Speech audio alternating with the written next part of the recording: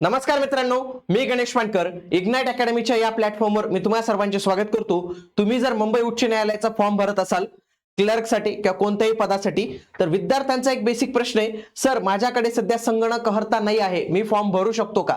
त्यासोबत माझ्याकडे MSc नाही आहे, मी फॉर्म भरू शकतो का? तसेच माझं शिक्षण हे झालेले, माझ्याकडे हे झालेले, तर मला याच्यातून सूट मिळेल का? तर या सर्व प्रश्नांची उत्तर आपण आजच्या या व्हिडिओच्या माध्यमातून जाणून घेणार आहोत. हा व्हिडिओ तुम्ही देखील जे काही उमेदवार फॉर्म भरत असतील त्यांच्यापर्यंत तुम्ही नक्की शेअर करा. बघा, MSc प्रमाणपत्र फॉर्म भरतानाच लागेल का? नसेल तर फॉर्म भरता येईल का? आणि याच्यामधनं कोणत्या उमेदवारांना सूट जी आहे तर ती मिळणार आहे, तर त्या सर्व गोष्टी आपण आजच्या या व्हिडिओमध्ये पाहणार आहोत. मित्रांनो, शिपाई पदासाठी आणि लिपिक पदासाठी या दोन्ही बॅचेस आपल्या इग्नाइट अकॅडमीच्या ऍप्लिकेशनवर आपण लॉन्च केलेले, तर तुम्ही नक्की जॉईन करा. शिपाईसाठी तर आपण महाराष्ट्रात सर्वात कमी फीस फक्त 199 रुपये ठेवलेले, पण मित्रांनो हे लक्षात घ्या, ही ऑफर फक्त मर्यादित कालावधीसाठीच आहे. मे बी पुढच्या वीक पासून तुम्हाला याची प्राइस पुन्हा 599 ही झालेली दिसेल. म्हणून जर तुम्ही तयारी करत असाल, आजच ही पहिली बॅच जॉईन करून घ्या मित्रांनो. आणि याच्यामध्ये जे काही सर्व सब्जेक्ट्स आहेत, तर ते सर्व सब्जेक्ट्स आपण जे आहे तर ते इन्क्लूड करणार आहोत. आणि क्लर्कचे सर्व ऑलरेडी तुमच्यासाठी लेक्चर्स वगैरे अवेलेबल आहे, तर ती पण बॅच तुम्ही जॉईन करून घ्या. जे काही उमेदवार क्लर्कची बॅच जॉईन करत असतील त्यांनी लक्षात घ्या, त्यांनी शिपाईची बॅच नाही जॉईन केली तर तरी चालते, कारण की तुमचे सगळे काही गोष्टी तिथून कव्हर होऊन जातात मित्रांनो.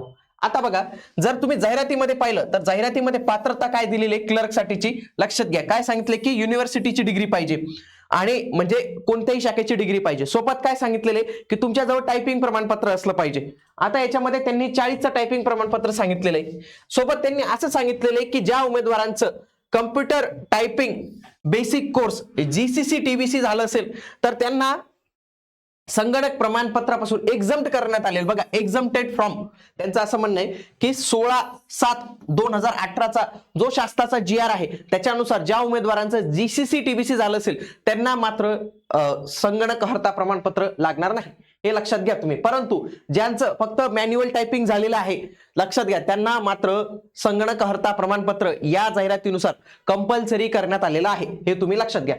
म्हणजे शैक्षणिक पात्रता एकदम थोडक्यात सांगतो की पहिले काय पाहिजे, पदवी पाहिजे, इंग्लिश टायपिंग पाहिजे. लक्षात घ्या, ज्यांच्याकडे GCC TBC चे म्हणजे कम्प्युटर टायपिंगचं प्रमाणपत्र आहे तर त्यांना MSc ची गरज नाही, त्यांना त्याच्यातून सूट मिळणार आहे. परंतु ज्यांच्याकडे जुनं GCC आणि ITI त्याच्यात झालेलं असेल तर MSc अनिवार्य असणार आहे, किंवा MSc ची समतुल्य प्रमाणपत्र तुमच्याजवळ असणं हे अनिवार्य असणार आहे.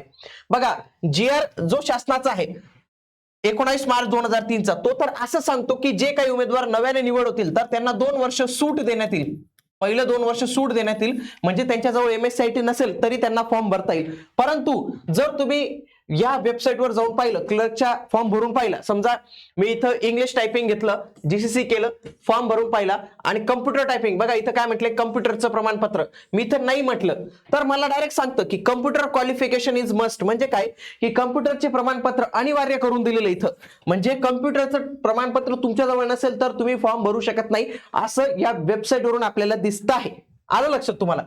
त्यासोबतच आता नियम काय सांगत होता, यांनी स्वतःच्या जाहिरातीमध्ये काय सांगितलं, GCC TBC असेल तर तुम्ही एलिजिबल आहात, तुमच्याकडे MSc नसेल तरी तुम्हाला फॉर्म भरता येईल. पण मी GCC TBC पण करून पाहिलं मित्रांनो आणि इथं नो केलं तरी मला फॉर्म भरू देत नाहीये, तर त्याच्यावर तुम्ही काय केलं पाहिजे, लक्षात घ्या. GCC TBC करायचं, कम्प्युटर प्रमाणपत्र येस करायचं आणि इथं इक्विव्हॅलंट चूज करायचं ऑप्शन. काय चूज करायचं? इक्विव्हॅलंट ऑप्शन चूज करायचं आणि कोर्समध्ये इथं GCC TBC नाव लिहायचं मित्रांनो, कारण की ते प्रमाणपत्र शासनाने देखील त्यांच्या GR मध्ये जे आहेत तर ते सांगितलेले, तर ते करू शकतात. आता MSc प्रमाणपत्र मधून कोणाला सूट आहे, लक्षात घ्या, MSc प्रमाणपत्र किंवा संगणक अर्हता लागणार आहे, परंतु तुमच्याकडे MSc ऐवजी या जर अर्हता असतील तरी तुम्ही फॉर्म भरू शकतात. सगळ्यात आधी जे काही इंजिनिअरिंगचे उमेदवार आहे ना, त्यांनी टेन्शनच घेऊ नका. ज्यांची इंजिनिअरिंग मध्ये पदवी झालेली आहे त्यांना MSc लागत नाही, कारण की तुमची इंजिनिअरिंगच इक्वल असते याच्या बरोबर कम्प्युटर सोबतच, त्याच्यामुळे तुम्हाला लागत नाही. तिथं तुम्ही इक्विव्हॅलंट जे आहेत तर ते म्हणू शकतात. बघा, BTech झालं असेल कम्प्युटर IT मध्ये, BCA BCS MCA झालं असेल तरी लागणार नाही, कारण की नावातच कम्प्युटर आहे ना मित्रांनो. BSc कम्प्युटर झालं असेल, MCM झालं असेल, पॉलिटेक्निक डिप्लोमा झाला असेल कम्प्युटर आणि IT मध्ये, आणि सर्व अभियांत्रिकी शाखांना पण त्यांनी केलेले मित्रांनो. बघा इथं त्यांनी सांगितलेले, बघा AITC मार्फत मान्यता प्राप्त सर्व अभियांत्रिकी शाखा मधील उमेदवार आहेत त्यांना इथं सूट देण्यात आलेली आहे. त्यासोबतच ज्यांचा 10वी आणि 12वी मध्ये संगणक आणि माहिती तंत्रज्ञान हा विषय घेऊन जे पास झालेले असतात, बघा फॉर एक्झाम्पल मराठी हा विषय असतो 12वीला, आणि जर ज्यांनी मराठी विषय नाही घेतला ना त्यांना ICT विषय घ्यावा लागतो, इन्फॉर्मेशन अँड कम्प्युटर टेक्नॉलॉजी हा विषय घ्यावा लागतो. तर ज्यांचा हा विषय असून पास असेल ना, तर त्यांना देखील MSCITच्या प्रमाणपत्रामधनं सूट जी आहे तर ती शासनाकडून देण्यात येते. बघा, IT विषय, CS विषय घेऊन उत्तीर्ण, त्याच्यासोबत ज्यांच्याकडे CCC असेल, ज्यांच्याकडे ITI कोपा असेल, ICWA संगणक परीक्षा असेल, तर ते देखील या प्रमाणपत्रामधून सूट जी आहे तर ती देण्यात आलेली. आता लक्षात घ्या, याच्यापैकी तुमच्याकडे काही नसेल तर तुम्ही मात्र फॉर्म भरू शकत नाही. ही गोष्ट तुम्ही इथं लक्षात घ्या.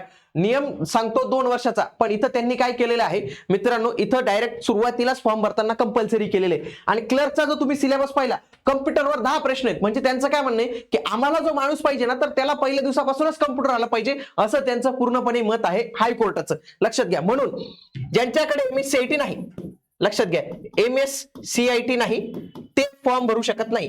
पण MSCIT नाही ज्यांच्याकडे GCC TBC आहे ते फॉर्म भरू शकतात, हे फॉर्म भरू शकतात. सोबत ज्यांचं 10वी आणि 12वी मध्ये ICT विषय असेल ते फॉर्म भरू शकतात.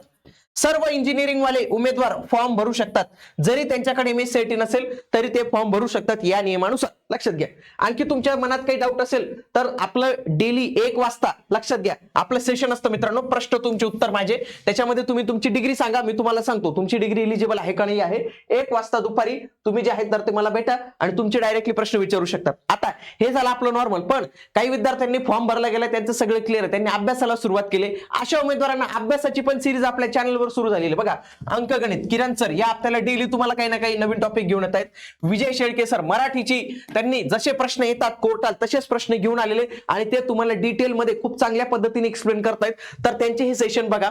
त्यासोबतच फॉर्म कसा भरावा यावर सेशन बनवलेले मी. आणि शिपाईचा अभ्यासक्रम युट्यूबवर, हा व्हिडिओ येण्याआधी युट्यूबवर असा व्हिडिओच नव्हता मित्रांनो की ज्याच्यामध्ये विषय सांगितलेले होते, घटक सांगितलेले होते.